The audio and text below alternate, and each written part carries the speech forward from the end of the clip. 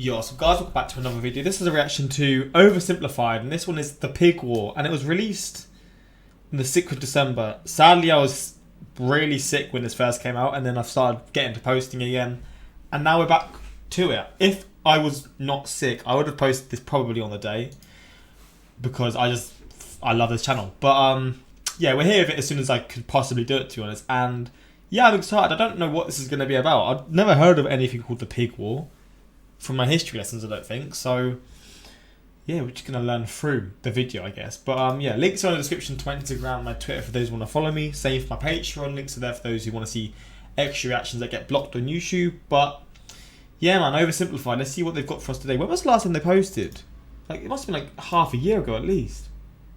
Yeah, 6 months ago. God, man, when they post, it's like this video.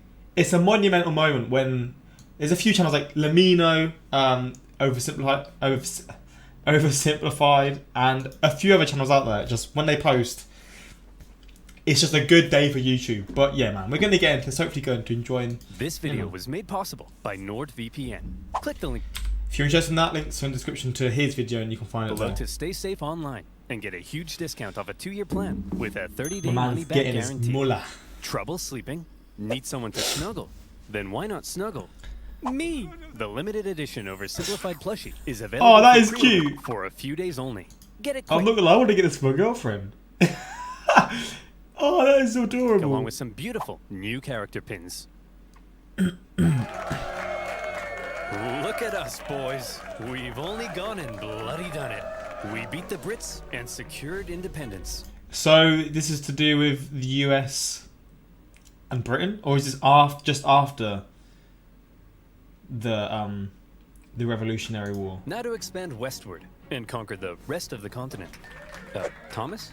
It looks like a bunch of different people already live out west. What?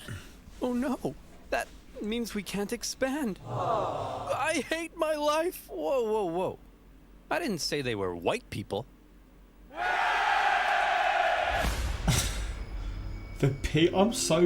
So it is between. At the end of the Britain and Revolutionary US. War, when the United States secured its independence from Great Britain, the two sides met in Paris to settle the terms. Among various things, they discussed American territorial gains, and the British granted them a generous amount of land out west. However, Benjamin Franklin appeared to have an additional fascination. Oh, Canada. So voluptuous. You think we can maybe acquire some of that? Quit ogling our territory. But look at those curves. I'd worry less about Canada's curves and more about your own curves, Benjamin. Oh! Many in America suggested Hold that it. one day Hold the that Canadian L, mate. colonies should become a part of the United States. In response, Britain suggested that many in America should shut the hell up. Well, if Britain wasn't going to give up Canada, then the two sides had to agree on where to put their border. Easy enough for the most part. Follow some existing borders, add in a few rivers and lakes, maybe even a parallel for good measure.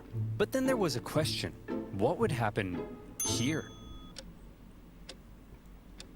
Straight line, straight line. And so it was. The border would go from the northwesternmost point of this perfectly oval-shaped lake and continue in a straight line westward until it met the Mississippi River.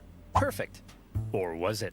Well, as it turned out, the lake didn't actually look like this, but like this. And the Mississippi wasn't here, but here. So in the end, none of that made even the slightest bit of sense. Wait, what? Don't blame the founding fathers. They were just using the best map available. Blame the guy who made it. But to the minds of the day, the issue had been solved. And The map was literally made it's finally wrong. time to start getting along. To be fair, making maps. Sorry, I'm pausing a lot. Making maps in these days must have been the most impossible thing. Like to put like certain rivers in certain areas, because you're not going to get it 100% correct. Now you can do it because you've got like Google Maps and all this kind of stuff. But back in those days, that must have been impossible. Oh, back had been solved, and it was finally time to start getting along. Oh, back to war they go. The glorious War of 1812 saw the Americans try to invade Canada, and the British burn down the White House. But when all was said and done, it was pretty much a draw. And once again, America and Britain had to enter into peace negotiations. By now, both sides realized the original border they came up with was a piece of hot garbage. And since America had also recently obtained a huge amount of land from Napoleon, they decided they would need to re-examine the border issue. Straight line, straight line. And so it was. To fix the problems of the previous border agreement, they decided to go from the northwesternmost point of this lake, as had been previously agreed, down to the 49th parallel, and from there the line would go straight as an arrow up until the Rocky Mountains. But beyond the Rockies, the two sides couldn't quite agree on where it would go next, because both sides claimed the territory beyond the Rockies was theirs. See, throughout its early history, America as a nation had its eyes heavily fixated on all that juicy land out west, ripe for invasion. I mean, settlementation. America wanted to expand. Not only was it their right, some believed it was a destiny given to them by God himself to multiply and spread across the continent, like rats or disease. Okay, guys, just before we take over everything, God definitely said this is what we're meant to do, right?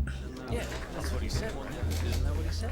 And who was it who spoke to God? It was Billy, right? I thought it was Sharon's cat. I hear voices all the time. Well, it was one of us. There's no way we made this whole thing up to justify a ruthless collective imperialist tendencies.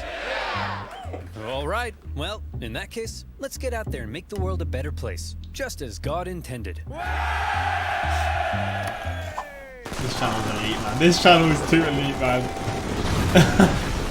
This belief in divinely destined expansion would later be given its very own name, Manifest Destiny.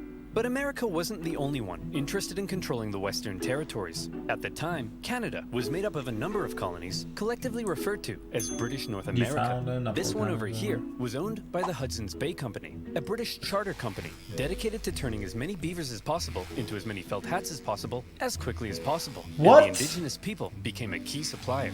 As a result, the British were also eager to control the land out west and secure that region's valuable resources, and in particular, the Great Columbia River was deemed vital to the beaver business. So when it came God, to they the really were question obsessed of with what would beavers. happen- Bro, it's crazy how currency changes. Beavers in these days are probably more flipping desirable than diamonds. Maybe not, but you know what I'm trying to say. And now it's it's just crazy how it probably would have been oil, because obviously Alaska's got a lot of oil. I don't know how much oil would be in this specific area. But back in these days, they're concerned about the beavers. Nowadays, it would be for the oil. It's crazy. In 100 years' time, maybe it'll be because of, I don't know, just something else. to the It's border weird, beyond man. the Rockies, the conversation went a How little things like change. this. The line should keep going straight because we're manifestly destined to gain the entire North American continent. No, we need this river so we can keep scalping beavers. Look, why don't we just draw the border along the river? That way we both have access to it. Well, that would be a completely fair compromise that protects the interests of both parties. And there's no way I'm ever going to agree to it! Having come to a roadblock, both sides simply agreed that for now, they would jointly occupy the Northwestern Territory. They were both free to settle and trade there. But rest assured, the agreement was only temporary. Eventually somebody would get their way. Listen, Yank, we can jointly occupy this land, but I ain't sharing anything else. I don't want to see you using my toothbrush. I don't want to catch you wearing my underwear. And I don't want to catch you using my computer and selling my data to advertisers. Hey. Well, then you, my friend, should use NordVPN. Yo, if you're interested, you know how it is, man. This video was just posted, so obviously the ad is still on, but he's getting his money. Huh? With NordVPN, you no longer need to worry about those shady websites, annoying pop-ups, or undesired eyes spying on your browsing history. And you Actually can quite a even good download ad for it. content that's been blocked in your country, like this video. It even comes with a 30-day money-back guarantee. So why not go? As I said already, man, links are in the description, man. He deserves it. The effort that goes into this channel is next to none. Bickering so. over boundaries, manifesting destiny, and a joint occupation of Oregon. And one man living here who felt the territory should be British was James Douglas, the Hudson's Bay Company's no-nonsense chief factor at Fort Vancouver. Shout out James What Douglas. a beautiful, unspoiled corner of the British Empire. I've got my spotted dick, my Spice Girls fan club membership, and an unrelenting negative outlook on life that affects everyone around me. Wow, come on. Yes. Truly Can't do us like British. that. What the? The McDonald's is right there. The problem for men like Douglas was that many Americans had already begun streaming up the Oregon Trail. Gunslinging, howdy neighboring, diarrhea having. By the thousands, they were pouring into the Oregon Territory in search of land to settle and farm. This, however, crowded out the fur trade, and eventually, a very bitter Douglas and the other Hudson's Bay traders at Fort Vancouver were ordered to relocate north to a new base of operations. But the Americans keep coming and they don't stop coming. Hopped in their wagons and they hit the... Wait, it was called Fort Vancouver. So there was a city called Fort Vancouver. Wait, I want to just see this. Because obviously Vancouver is a city in Canada.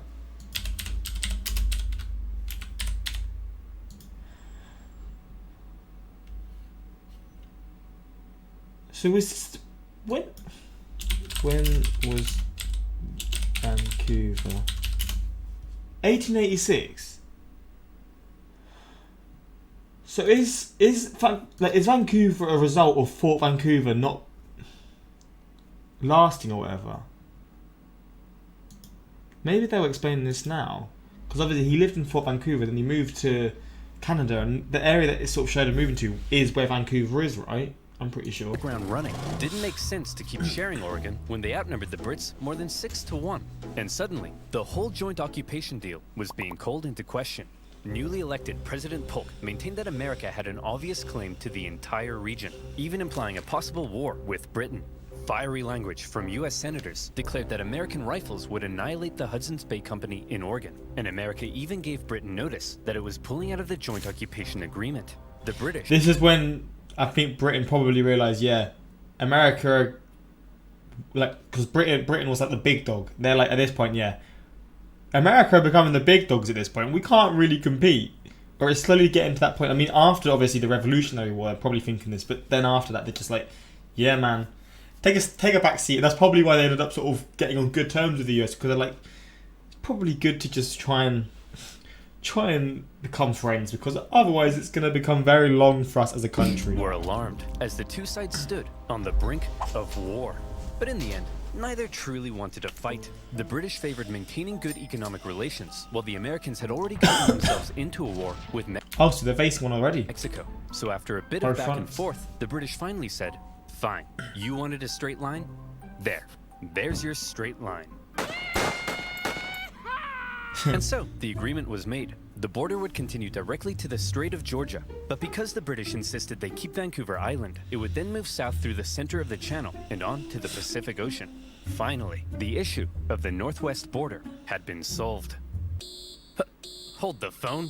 Discrepancy detected. Enhance frame, 200%. Enhance. Enhance. Huh. Nope. Too far. Perfect. What a now, channel, man. show me the exact wording of the treaty. The line of boundary goes to the middle of the channel, and thence southerly through the middle of said channel. But there's loads of channels. So you tell me, dear viewer, which channel is the treaty referring to? And therefore, who owns these islands? Is the wording of the treaty maybe a little too vague? Well, that's exactly the problem encountered by the people living in the area. The British insisted that the channel intended by the treaty was the Rosario Strait, and therefore the islands were British. The Americans, on the other hand, argued that the intended channel was the Harrow Strait, and therefore... Bruh, they always got beef, American. man. At times, the debate became rather heated. Even the individuals who negotiated and signed the treaty at times didn't seem entirely sure which channel the treaty meant, and representatives from the Hudson's Bay Company begged them to make it clearer. But thousands of miles away, the people in power simply had more to worry about than some tiny islands in the middle of nowhere. Order! Order! What's happening there? All right, listen up. We got a lot to get through. The 7th Earl of Gissingham says he encountered a foul beast in the fields of Upper Fardingdom late last night and put this... What are these damn names, together. man? That's a poor person, Darren. Ugh, next, Lord Piddlingham says he has a new mole on his backside? How is that parliamentary business, George? Oh, some islands in the Pacific Northwest are in dispute and could lead to a war with America? Boring! Right, let's take a look at that mole, George. Oh, for God's sake, man. And so, for now, the islands were simply held in dispute. Were they British or were they American? Does anyone even live on these islands? Why do they care so much, man? Is there any nowadays? Does anyone live on these islands? I don't know what these islands would be called, but I guess we'll learn. But I'm sure this conflict won't cause anyone to die. And one man who thought the islands were undeniably British was James Douglas, now the governor of Vancouver Island. He had already once had American settlers encroach on his territory and force him to move. And by golly, he wasn't going to let it happen again. As far as he was concerned, those islands were not only British, but prime agricultural land. And given the chance, those glubby Yanks wouldn't hesitate to start pitching flags with their glubby little hands. And so, he came up with a plan. If the British settled the islands first, then that would surely secure them for Britain. And so in 1853, Douglas sent an Irishman by the name of Charles Griffin, along with some Hawaiian shepherds, to go set up a sheep farm on San Juan Island. And set up a sheep farm they did. The place was rammed with sheep, 1,369 to be exact. But within those flocks of woolly cowards could also be found a number of beautiful, prized Berkshire pigs. Oh, Porky, you look stunning. You're the greatest thing that's ever happened to me. Would you perhaps like to go to the island ball together tonight? Oink once for no. Roll around in that cow crap if yes. Yes! I'm covered in poo and I'm the luckiest man alive! But life on the island for Charles Griffin wasn't to be a perfect paradise of pig pageants. Because unfortunately for him, the Americans also believed the island was theirs. One day, in 1854, an American customs collector was sailing around the islands on the outlook for bands of native tribesmen when he spotted something. Aha! I've got you now, you savages. Over yonder. Those are sheep, sir. Sheep, you say? What are they doing here? Let's go and negotiate with them. Negotiate with sheep? Are you crazy? I'm perfectly stable, you rat bag! Call me crazy again and I'll eat your eyes! Hello, good sir. We request to speak with your leader. Out of my way. Allow me to parley with this foul beast.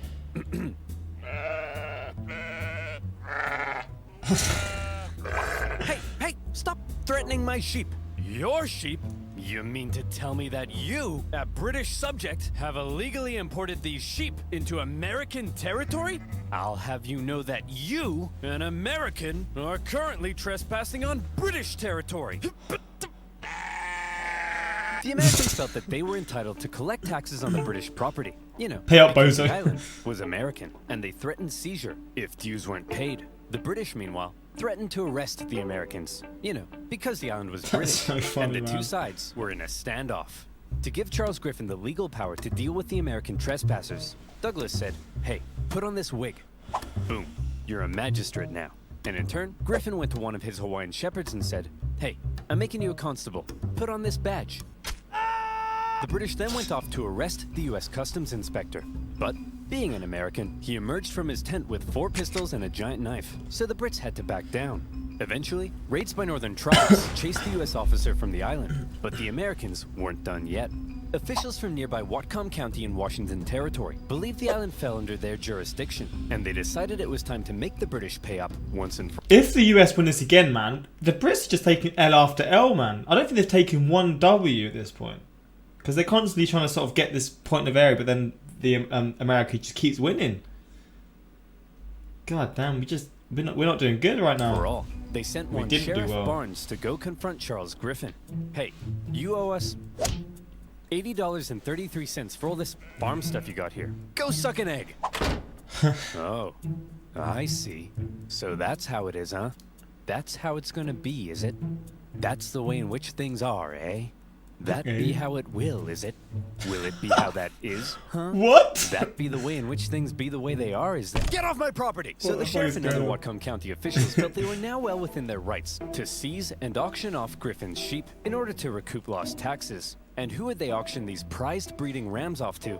But themselves. Then, in a pretty chaotic scene, they worked to tie the rams to their boats. And when Charles Griffin came running to rescue his kidnapped sheep, being Americans, they pulled out guns on him, and he had to back down.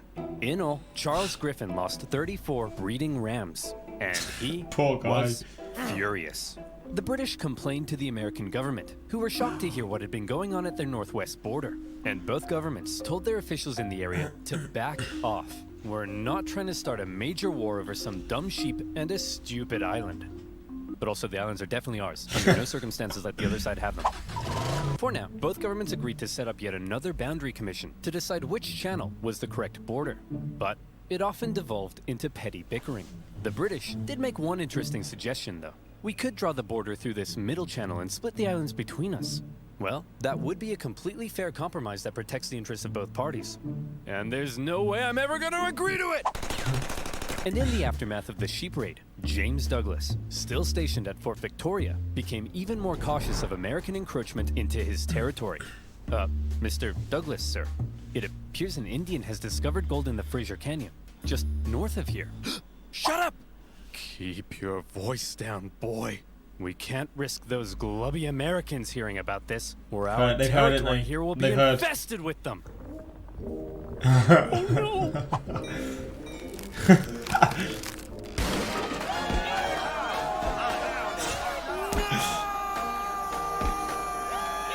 The These edits Fraser are so Canyon good. gold rush attracted a heap of Americans to the region. Some got lucky. Most did not. And of those that didn't, rather than returning all the way home, many simply decided to settle in the area. And in particular, the juicy green pastures of San Juan Island were rather appealing.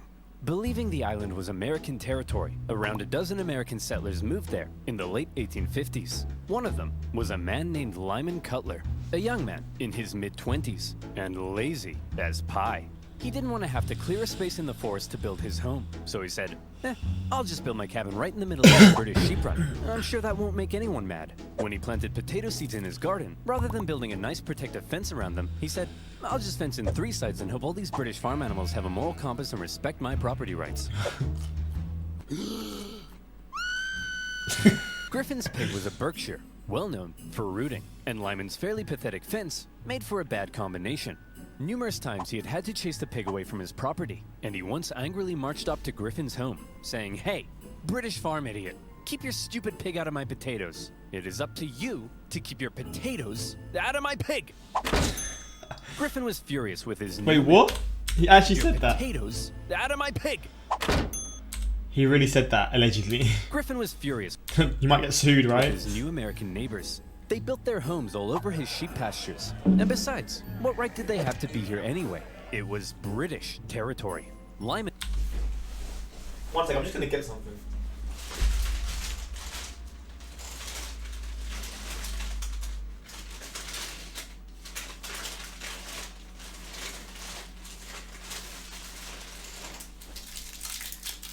My great sweets that are now incredible to me. Yeah, I've done an American tasting video and these grape sweets are good, man, so I've just thought why not have one now. On the other hand, swore the local government had assured him his land claims were legitimate, and so to him, the British were out of line. What's his pig, man? Look at that sick freak. In love with his pig. Isn't that just sick? Yeah, what a freak. Not like our loves, buddy. Oh, Ours for is God's all sake. natural. Yep, just a man and his potato. Nothing wrong with that. But the tension between Lyman and Griffin was just about to explode. Huh? What the? Spuddy? All right, you damn dirty pig. That's the final straw.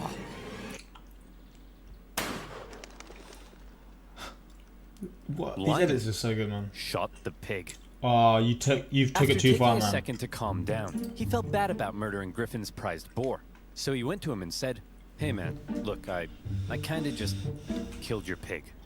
It was eating my potatoes again, and I don't know, man, You ain't hearing it. kinda just killed your pig.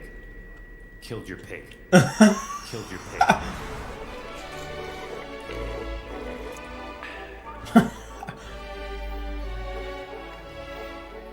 He's on some coke or something. What the hell? His eyes are too wide. You swine! No, the swine is the one I killed. I'm Lyman.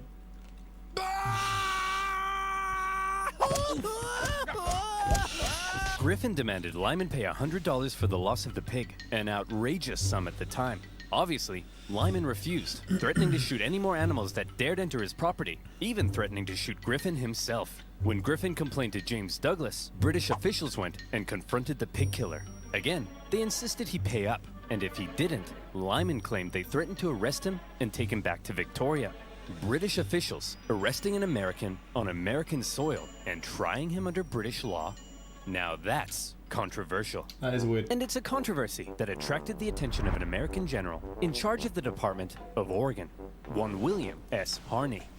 This guy, General Harney, had a reputation He's the kind of guy who invades Mexico without orders, wasting valuable resources and creating an embarrassing situation for everyone involved. He's the kind of guy who has one of his own men arrested for writing the wrong header on a report. He's the kind of guy who finds a dog digging up his yard and then chases it for 1.5 miles just to give it a beating.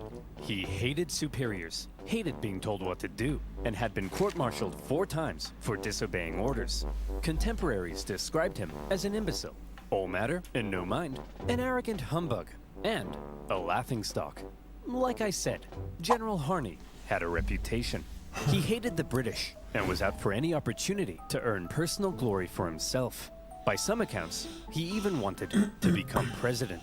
And so, in July 1859, when he happened to visit San Juan Island, and he learned of the plight of the Americans living there, the shooting of a pig, and the British threat to arrest Lyman Cutler, General Harney went into scheme mode. Hey yo, Captain Pickett. Yes sir, listen carefully. I need you to go pick up some flowers and bring them to my place later. I've got a plan. Here I am, sir. What's the plan? Pickett, you and I are going to start a war. What do you mean, sir? Okay, listen up. An American man shoots a worthless pig on San Juan Island, and the British threaten to arrest him. Outrageous, but we can use it. We get the settlers there to send us a petition saying they need American troops for protection. That's when you go with your men and occupy the island. The British will find American troops on an island they consider theirs so offensive, they won't hesitate to blow you to smithereens. Then, it's war. We bring in reinforcements and we fight back. I'll write to Washington, D.C., letting them know what's happening. But here's the kicker. My letter will take 6 whole weeks to get there.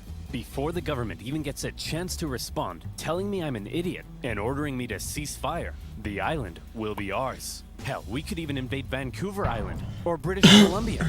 It's foolproof. Wow, very impressive, sir. But I gotta ask, why?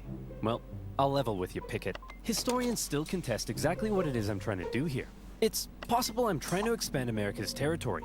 Maybe I'm trying to play the hero so I can become president. Some have even suggested that since I'm a slave-owning Southerner, I may be trying to create a diversion to help the South secede in the upcoming Civil War. But if there's one thing that almost everyone can agree on, it's that I'm an idiot.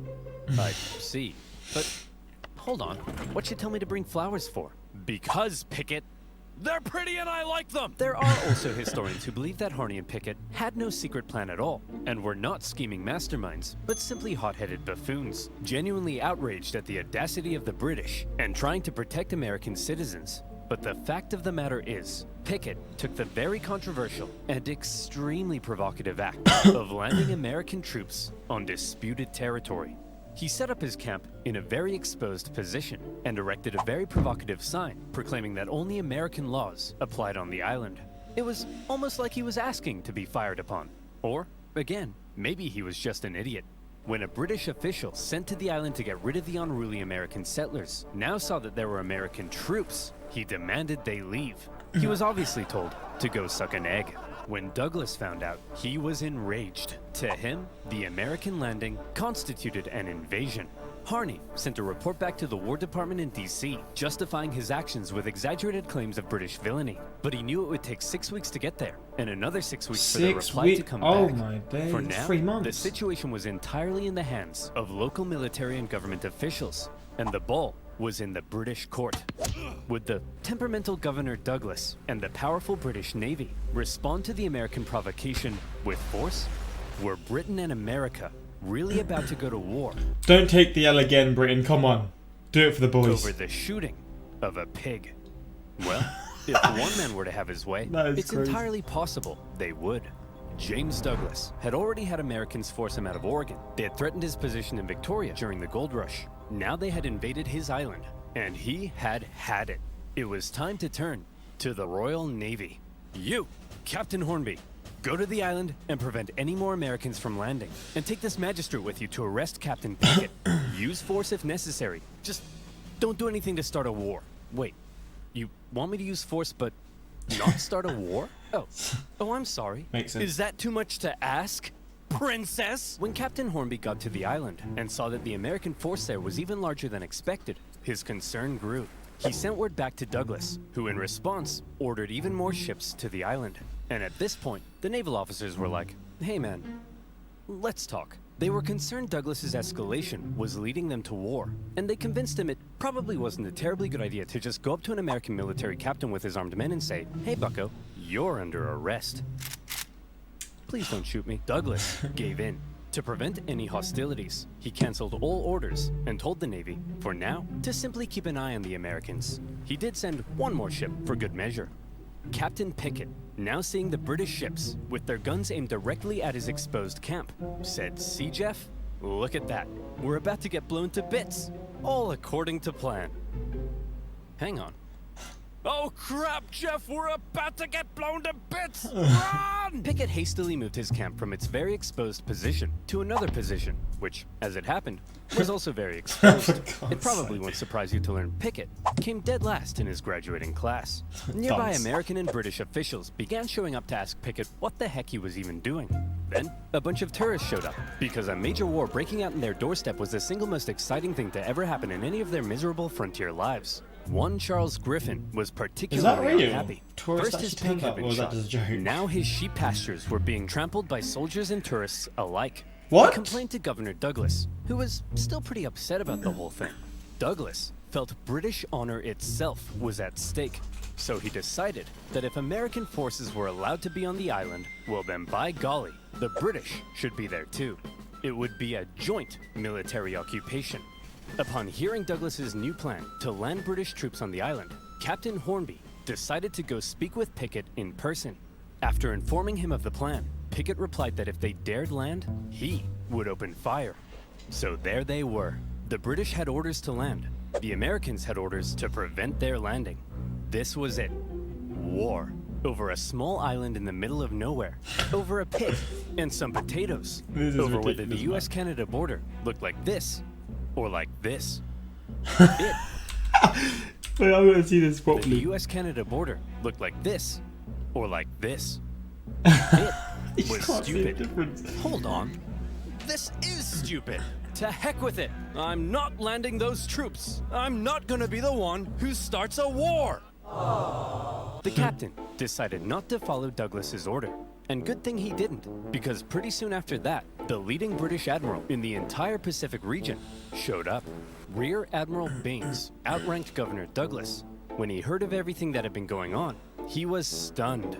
But when he heard that Hornby had refused Douglas's plan to land troops, Baines could have kissed him. Whether he did or not, history doesn't tell. But I like to think they did. The Rear Admiral canceled all of Douglas's orders and instead pursued a policy of not interfering with the Americans until he could contact the British government.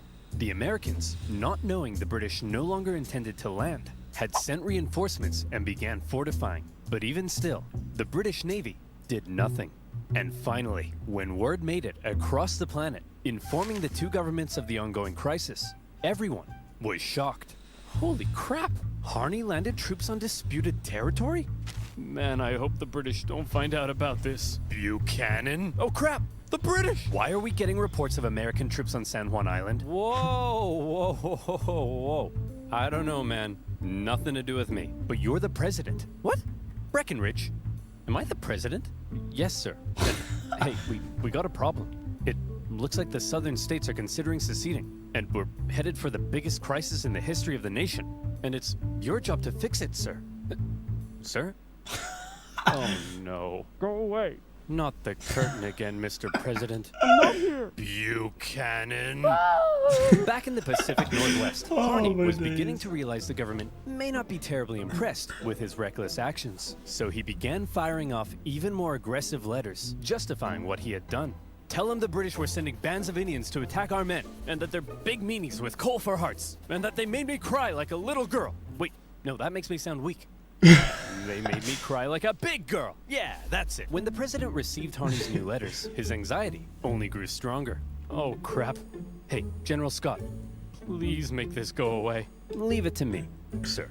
General Winfield Scott was the commanding general of the entire U.S. Army. Well known for his negotiation skills, he was a veteran of the Mexican-American War, during which time he had had to deal with General Harney's idiocy and insubordination. And he watched as Harney got away with it all, thanks to his friends in high places. It's safe to say that Scott really did not like General Harney. By now, General Scott was racked with gout, and he was so big he had to be hoisted onto his ship in a basket. Nevertheless, he began the long journey to the Pacific Northwest. Okay, everyone, get over here. Will somebody... Wait, to get around, would he have to go all the way around like South America and like past like Argentina and stuff? He would, wouldn't he? Because this is all connected, right? I'm sure there is, unless there's like a little river going through or a little sea, bit of ocean going through. But I don't think there is, isn't it? It's all connected, right? West. Okay, everyone, get over here. Will somebody please tell me what the heck is going on? I'll tell you, General. It all started on one fateful day last summer. Spuddy? All right, you damn dirty pig.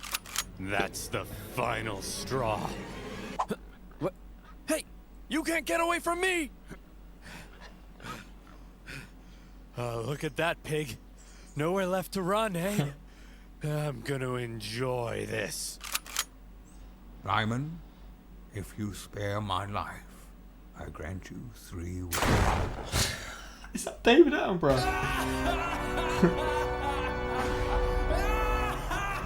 So you see, General, the pig wasn't even on his property when he shot it. Liar!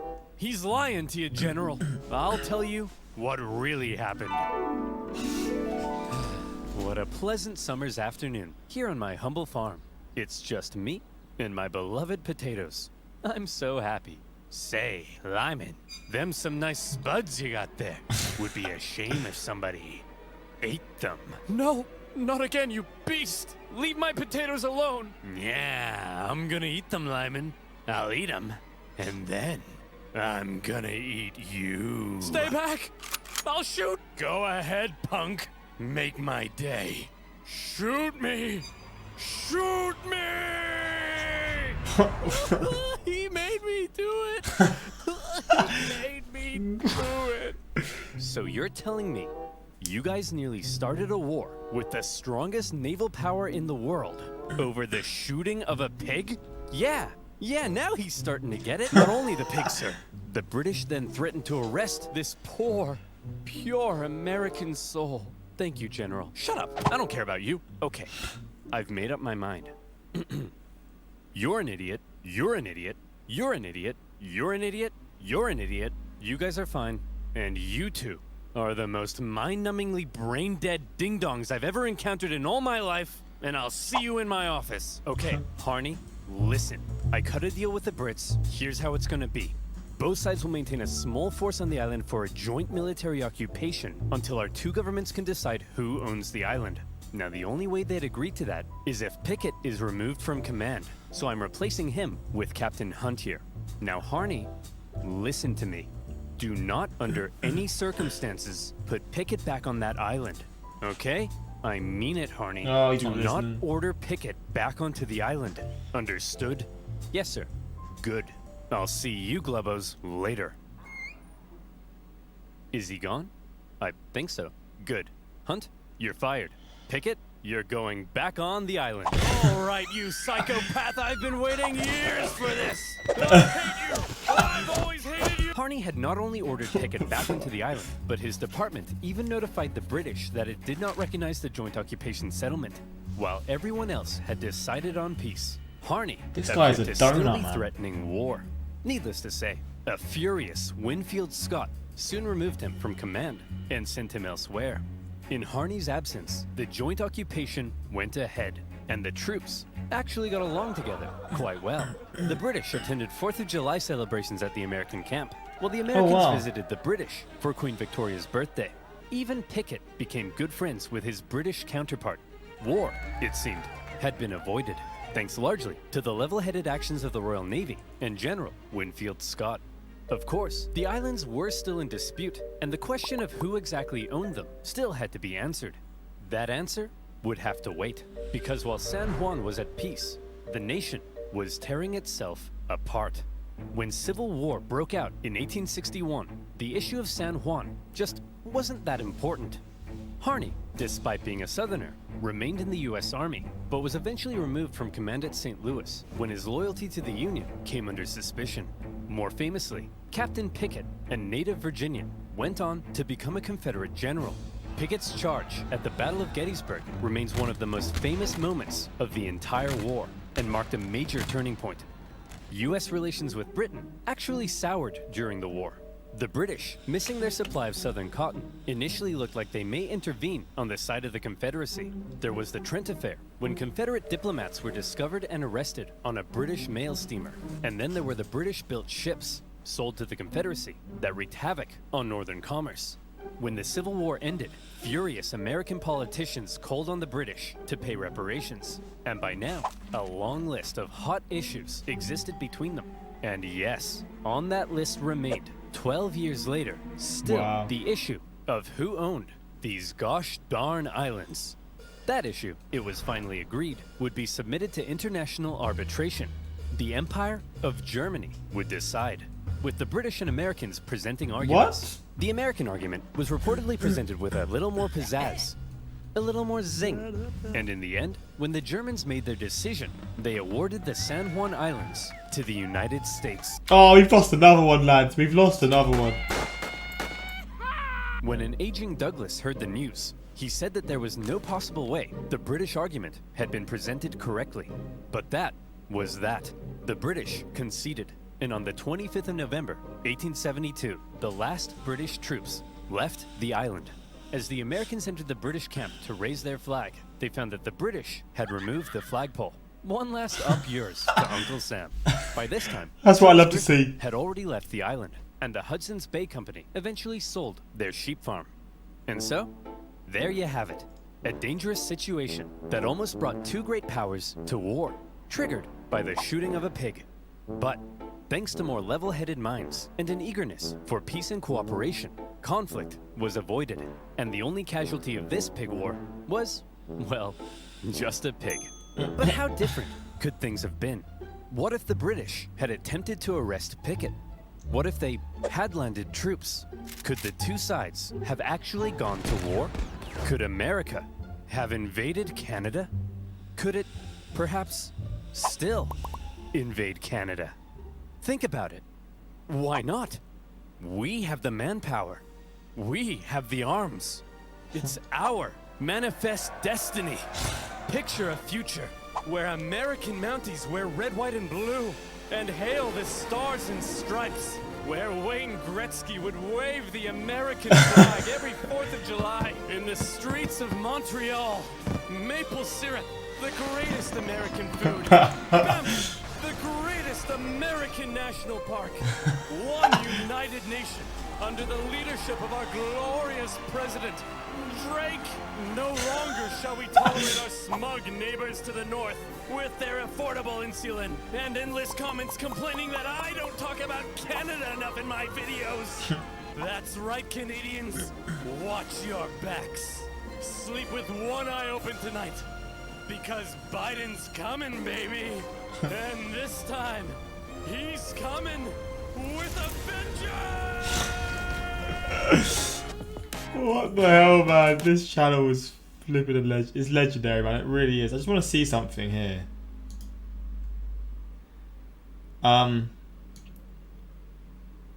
So I want to just see San Juan Island. Does anyone live here?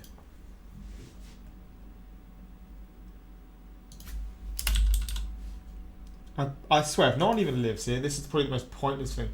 San Juan Island is the second largest and most populous of the San Juan Islands in northwestern Washington. United States. It has a land area of whatever and has a population. Oh, I want to see what it looks like.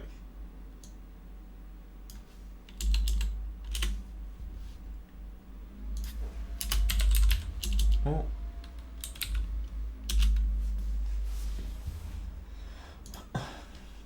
To be fair, it looks like a nice place to live. Oh, mad.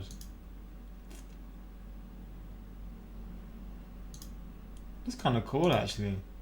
That's not a very good picture. God damn. The more you know, right? Let's see some in the comments. Years from now, historians will point to this video as the cause of the devastating US-Canadian War 2022. He's just such a troll. I wonder exactly how many fun OverSimplified has with the voice acting. As a Canadian, I find the ending hilarious and horrifying at the same time. 3328 hands down my favourite clip of the OverSimplified ever. Going back on the island. All right, you. The way he screams as well. I hope NordVPN or Honey never run out of money to support OverSimplified. Yeah, I'm in the same boat as that, man. That would be incredible if they just keep supplying them with the money that this channel deserves, man, because they do just do incredible videos. That was the most legendary ending ever in OverSimplified history. Yeah, I'd agree with that. God damn, this had me in tears. Probably the best early Christmas present. Never stop, man. These videos. I love these videos. Yeah, this is like a little Christmas present, man. Like I said before, it's like an event when OverSimplified posts. It's like, it's big, man. It just makes you happy. It makes you cheerful. And here we've had the reaction. Hopefully you enjoyed this.